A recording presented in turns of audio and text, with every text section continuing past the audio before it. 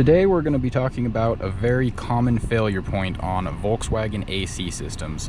So today we're working on a 2015 Volkswagen Passat, and our symptoms is that no matter what our AC settings are on, we never get any cool air out of the vents.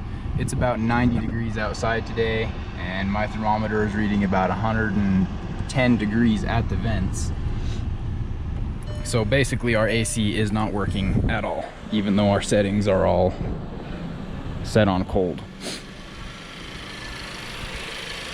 The other symptom is that while the engine is running and the AC is commanded on, our AC pressures are static. So we've got about 102 psi here, 110 psi there, and our compressor is spinning. This compressor isn't your conventional type of compressor with a clutch on the front of it. These ones use a variable orifice control valve, so the compressor is always running and the variable valve is what gives you your cooling. And we've already diagnosed that this valve is receiving power when it's supposed to, so the valve has failed. The reason we're doing this repair is because a new compressor from the dealer is roughly $1,000. And the dealer does not service the compressor orifice valve as a separate part. It's all serviced as an assembly.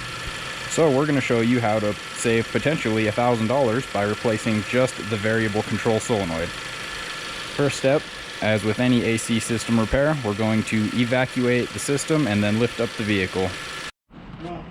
Alright, so our vehicle is lifted in the air, we've got our refrigerant system evacuated, and we've got our skid plate taken off. And the part we're aiming for looks like this, and it goes right in here. Fairly simple to get to. You've just got one connector and a snap ring holding it in.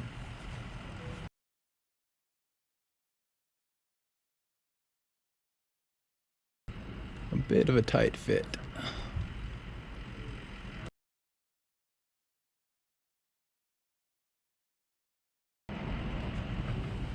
Then with a small prying tool, you just pry up on the plastic ledge of the solenoid.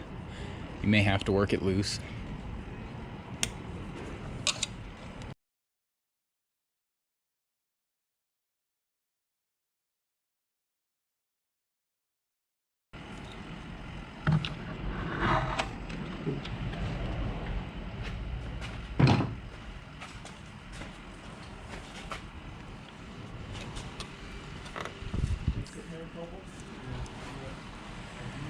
And that is our solenoid.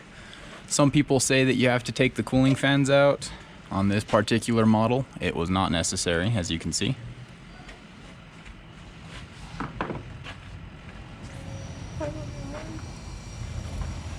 For our new part, make sure to lubricate your 3 O-rings with AC compatible oil.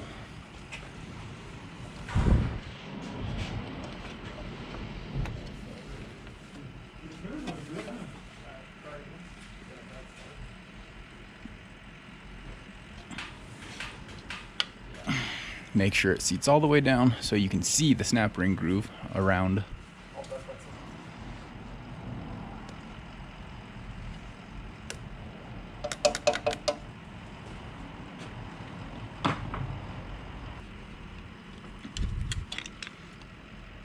And of course, be sure that your snap ring is fully seated.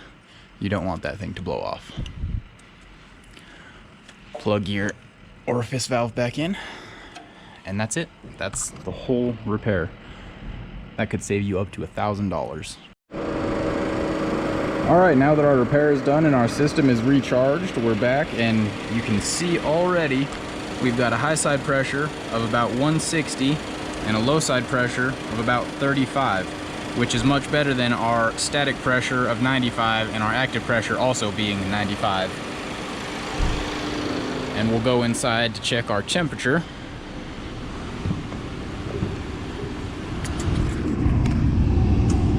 As you can see, our thermometer is at about 60-ish degrees, which is a whole lot better than the 110 it was reading earlier.